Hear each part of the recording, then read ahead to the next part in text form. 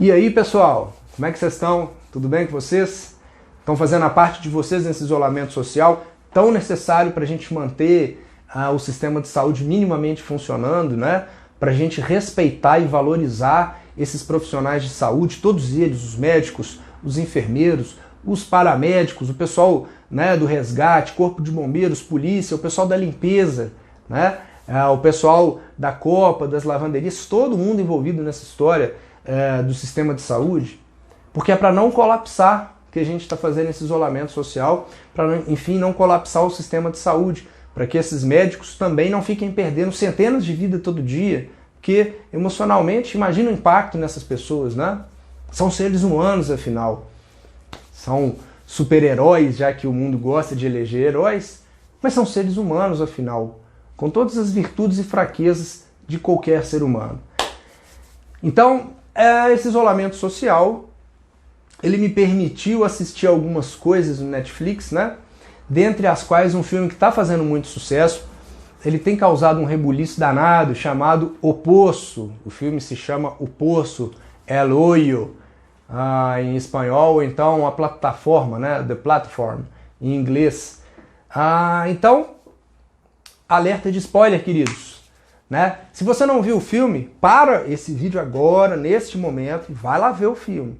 Depois você volta e vê meu vídeo se você quiser. Porque senão, primeiro eu vou estragar o filme, porque eu vou contar parte do filme e eventualmente vou até chegar no final. E depois talvez eu tire a principal vantagem deste filme, que é uma reflexão pessoal sobre si próprio, sobre a sua interação com as coisas da natureza, na sociedade e tal.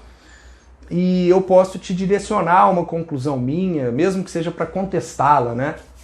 Então vai lá, assiste o filme, tira suas próprias conclusões, faça reflexões. E assim, é um filme que não tem jeito de você ficar neutro com ele, né? Salvo se você realmente for tão arrogante de achar que você não é humano, que você é sobre-humano ou um super-herói, né?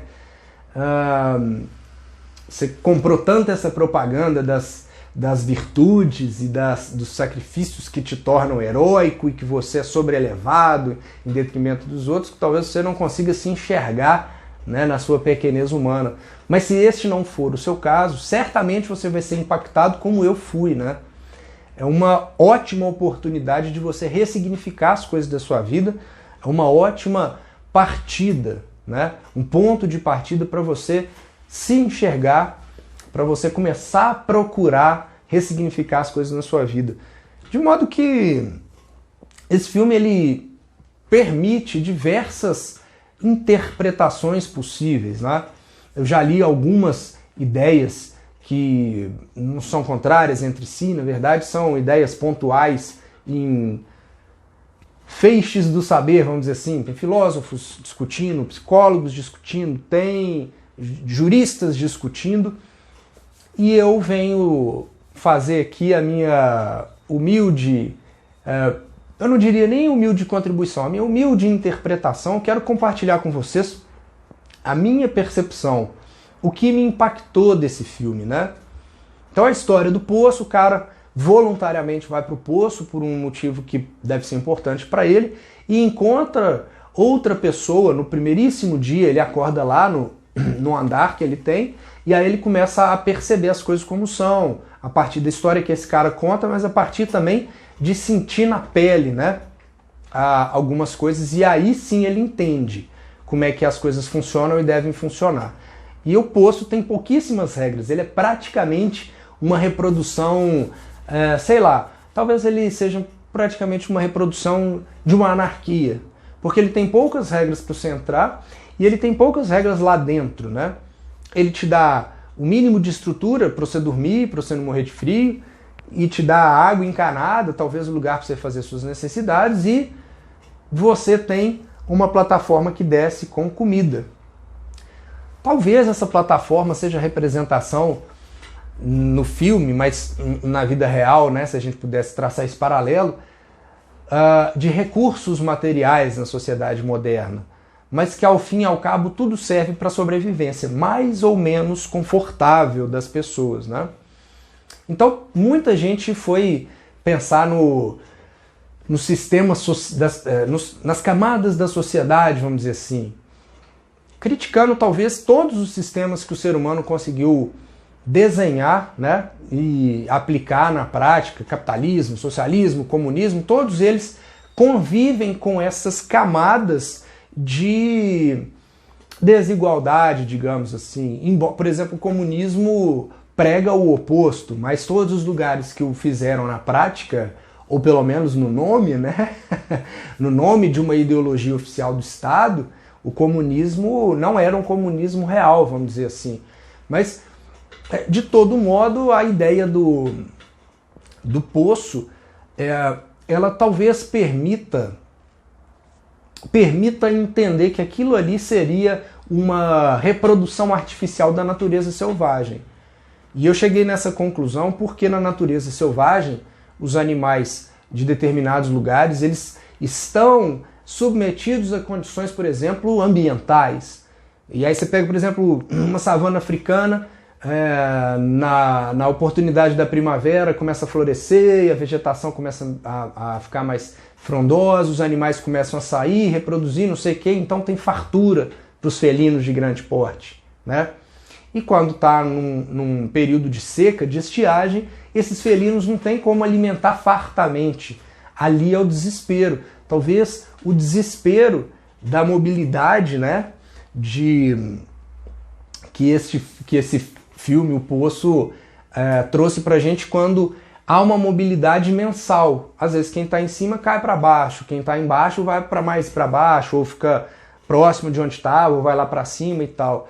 E a comparação com a natureza selvagem, por isso que eu cheguei nessa ideia, né, é trazer, então, diria que uma dimensão da escassez e da necessidade de sobrevivência no dia, porque hoje você é o caçador, mas amanhã você pode ser a caça. Hoje você está num panorama extremamente favorável para a caça, amanhã pode ser desesperador e um predador de porte equivalente vai tentar fazer com que você seja a caça e você a mesma coisa com esse predador. Quer dizer,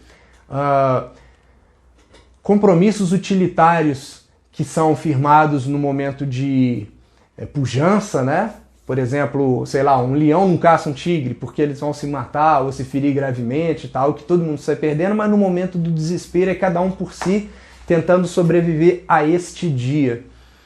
E talvez por isso eu tenha feito essa percepção de que o cenário do Poço pode ser talvez uma artificialização da natureza selvagem, né? Cada dia um está numa condição. Um dia de caça, o outro do caçador, né? Um dia o dia da caça e outro dia o dia do caçador, como diz o ditado.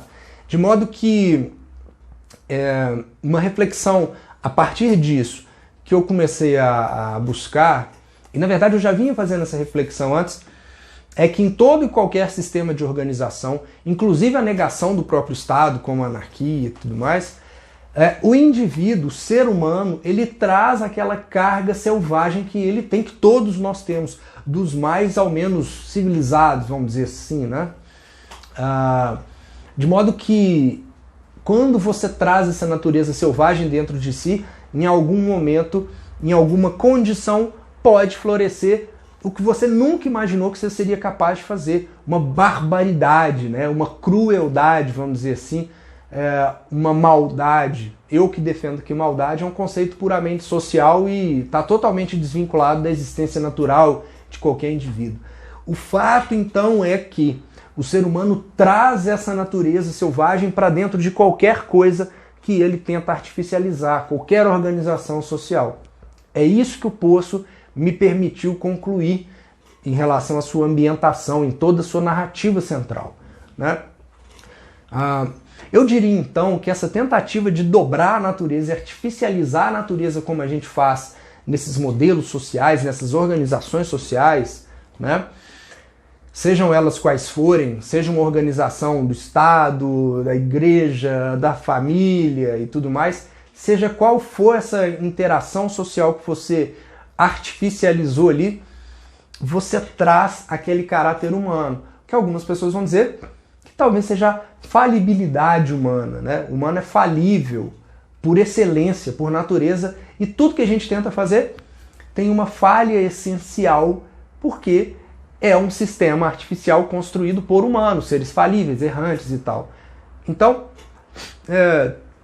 eu chamaria do critério natural que atrapalha qualquer sistema que o ser humano consiga fazer, né?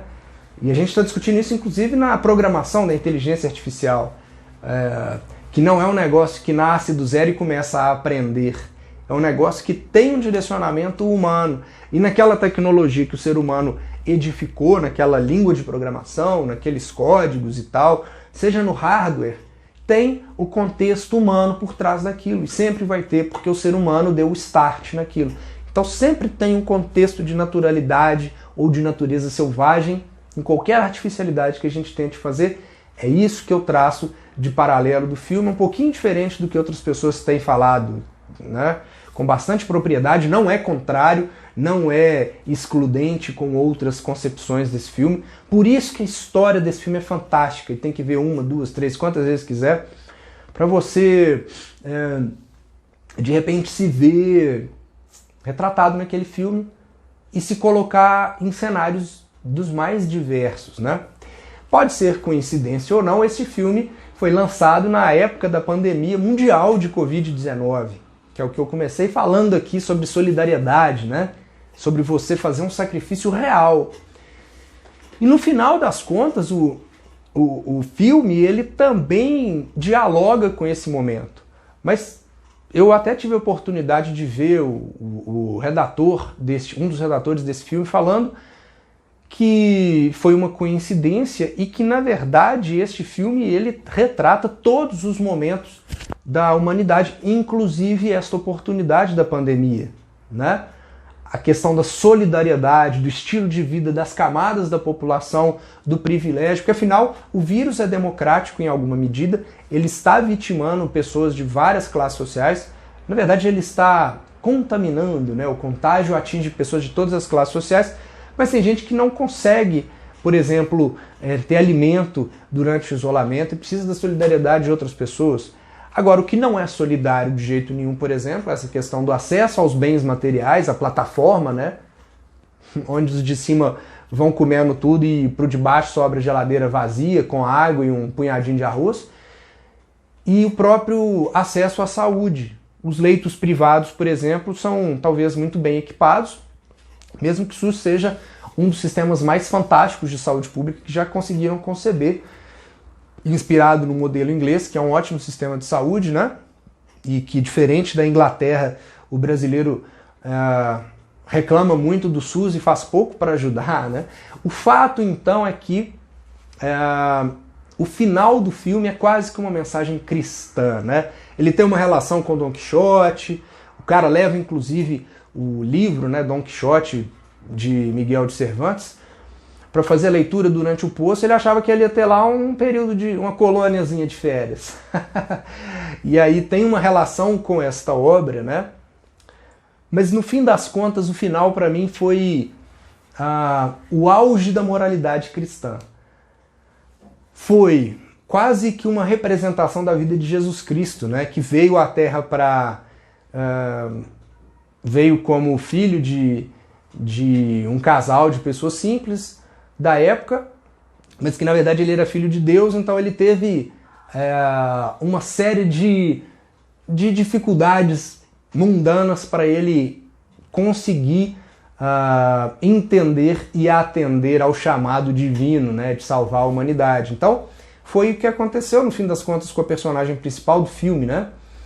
E de modo que demandou desta personagem, assim como demandou de Jesus Cristo nas passagens bíblicas, e eu tenho falado bastante de Jesus Cristo, mesmo não sendo cristão, mesmo não sendo religioso de maneira geral, mas eu tenho falado dele demais porque a nossa cultura é forjada numa moral cristã, não tem jeito, né? Os jesuítas vieram aqui e civilizaram, né, os habitantes, os donos originais da nossa terra aqui. Mas aí o fato então é que a vida de Jesus Cristo foi uma vida de abnegação, de bastante sacrifício, de bastante sofrimento na carne e, no fim das contas, o sacrifício final, que foi dar a própria vida, a própria existência mundana em prol de salvar a humanidade.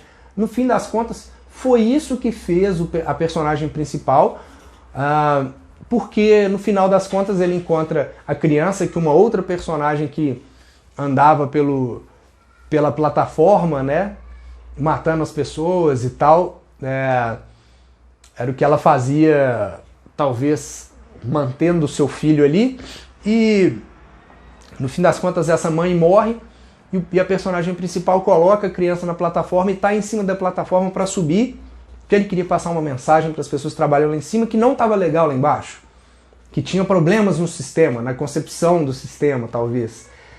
De modo que esse cara escuta uma voz da pessoa que ele terminou de matar, né, que a mãe desse menino começou e ele terminou de matar, para que a mensagem seja a criança e não ele próprio. Então ele desce da plataforma e faz o sacrifício final, que é dar a própria vida. Talvez ali seja uma metáfora, então, do sacrifício heróico, de entregar tudo que você tem em prol de salvar a humanidade. Talvez, né, de ganhar uma medalha quando você é um militar, volta morto com uma medalha no seu... numa caixinha para entregar para sua família, mas você defendeu a democracia, entre todas as aspas, a liberdade, né? De modo que eu faço essa conclusão porque ele poderia ter subido na plataforma e a mensagem poderia ser a criança que estava lá contra, né, os critérios do sistema, mas ele poderia verbalizar com as pessoas e mostrar, olha o que tem aqui, olha o que acontece, vou contar a história lá de baixo. Mas ele preferiu entregar uma mensagem para nós, os telespectadores, do sacrifício máximo, né? Talvez, inclusive, trazendo neste contexto o que eu acho que talvez tenha sido um problema, né? Porque eu não acredito que isso exista. Isso que a redenção, ele tentou se redimir das mortes que ele cometeu, da brutalização na qual ele participou, ele admitiu fazê-la, né? Ele matou pessoas, algo que ele nunca imaginou que poderia fazer. Ou seja, cada indivíduo em determinadas condições é capaz de qualquer coisa, mesmo que essa pessoa duvide, eu nunca vou fazer tal coisa, nunca seria capaz de fazer tal coisa. O filme demonstra que em determinadas condições qualquer pessoa é capaz de fazer qualquer coisa. Então, para que o cara desce da plataforma, escutando a voz na cabeça dele e vai em direção ao escuro, ao vale da morte, se não para sacrificar a própria vida, dizendo, eu dei a minha vida para salvar a humanidade, que está nesse poço, né, nesse sistema louco da natureza reproduzida ali na artificialidade do poço. Ele pode ter ficado doido também, afinal de contas ele viveu uma série de traumas violentíssimos e abruptos, né, além de brutais abruptos, todos de uma vez só, de uma hora para outra. Ele matou pessoas, deu paulada na cabeça de quem simplesmente estava faminto, em prol de uma mensagem, né? E no fim das contas, ele então desce da plataforma e anda no fundo do poço para o escuro, o que eu interpretei como vale da morte. Sei lá, vem Jesus dando a própria vida para salvar a humanidade. Talvez essa mensagem não tenha sido, na minha visão, tão legal e importante quanto a crítica ao sistema de exclusão, na verdade não um sistema de exclusão social, né? Mas isso é quase que um combinado tácito, quem está em cima quer ficar e manter quem está embaixo embaixo. O cara no nível inferior a esse aqui não consegue chegar nesse, mas não quer fazer que esse chegue aqui e assim sucessivamente. E aí a gente faz isso no momento em que a gente conseguiu dobrar a natureza, entre todas as aspas, com o exercício dos inventos, né? Na verdade, com a utilização dos inventos, do avanço tecnológico que a humanidade conseguiu atingir. Ou seja, tem comida para todo mundo, como nas plataformas, mas mesmo assim tem fome e tem miséria, né? Tem sistemas caros e tem sistemas baratos de saneamento, por exemplo, mas mesmo assim no Brasil, por exemplo, a gente tem acho que quase 60% e algo que orbita em torno disso, das casas sem acesso a tratamento de esgoto, a coleta do seu esgoto, né? E um percentual brutal da população brasileira não tem acesso à água tratada, por exemplo. Então, você pega essas coisas que são possíveis de fazer, mas a gente não faz porque não quer. A verdade é essa. Então, a crítica e talvez uma chacoalhada na gente, né, em mim, e que você deve tomar ao ver este filme, ou deve ter tomado ao ter assistido esse filme, é a nossa relação com o nosso próximo, né? O que significa realmente solidariedade. E quais são os mecanismos que fazem as pessoas se tornarem solidárias, entre todas as aspas, se realmente existe altruísmo ou há necessidade de um interesse, porque no fim das contas outra conclusão interessante que pode ser é o altruísmo pensando em si próprio neste filme, né? Porque as pessoas, a partir do momento que elas entendem que podem ir para um nível inferior, elas podem estar tentando garantir a sua subsistência quando chegarem à sua vez do nível inferior. Agora, no fim das contas, e que esse filme mostrou muito bem, é que as pessoas talvez elas reclamem do de cima, mas não porque elas entendem conceitualmente que o cara de cima está fazendo errado. Talvez a questão mais chocante seja que essas pessoas elas criticam os de cima porque elas não têm acesso ao que os de cima têm. Então, quando alguém critica os privilégios dos políticos, dos juízes, dos promotores de justiça, de algumas carreiras de elite do serviço público federal, dos estados, até do município, né? Quando essas pessoas criticam os privilégios, talvez é porque essas pessoas não têm esses privilégios. E ao passo de que elas criticam porque elas querem ter e elas não têm. E não porque elas concebem que isso é essencialmente um equívoco, né? Então,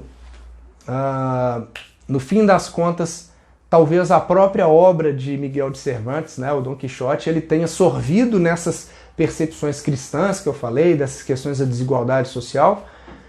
E infelizmente, né, mesmo com toda a reflexão que a gente faça, eu não acredito que a gente consiga evoluir realmente, senão a partir de traumas tão brutais que nos desconstruam para a gente se reconstruir. Se essa pandemia horrorosa de coronavírus, Covid-19, se essa pandemia muito brutal e muito cruel, ela não nos ensinar nada, eu não tenho certeza o que pode nos ensinar, porque a Segunda Guerra não ensinou, a peste não ensinou, a gripe espanhola não ensinou. Talvez o ser humano seja um ser tão teimoso quanto, sei lá, selvagem.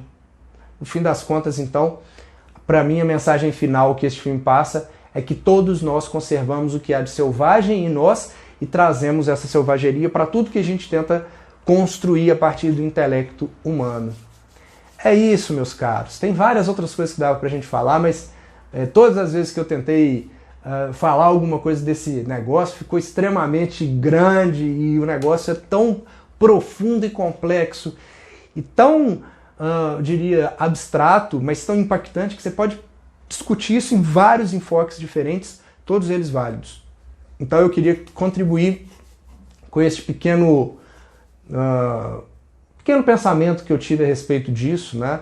E declarar que isso está, como várias outras coisas contribuíram para tanto, está me fazendo pensar, como já tenho feito ao longo de muitos anos, mas está me fazendo pensar em mim, na minha relação com as pessoas, com as coisas, com os seres vivos, né, da natureza e com a própria fauna e flora ecossistematicamente considerada, né, compreendida. Então, amigos, este filme dá o que falar, ele é muito interessante e eu sinceramente espero que não tenha uma continuação, porque esse filme já falou tudo o que ele precisava.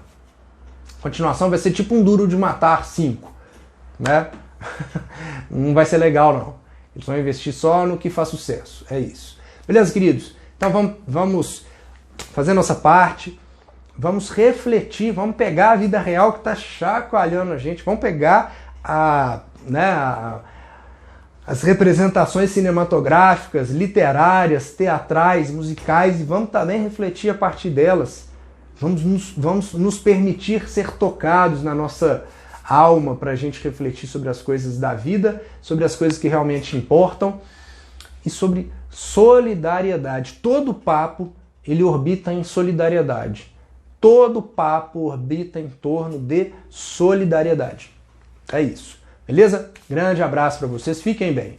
Até mais.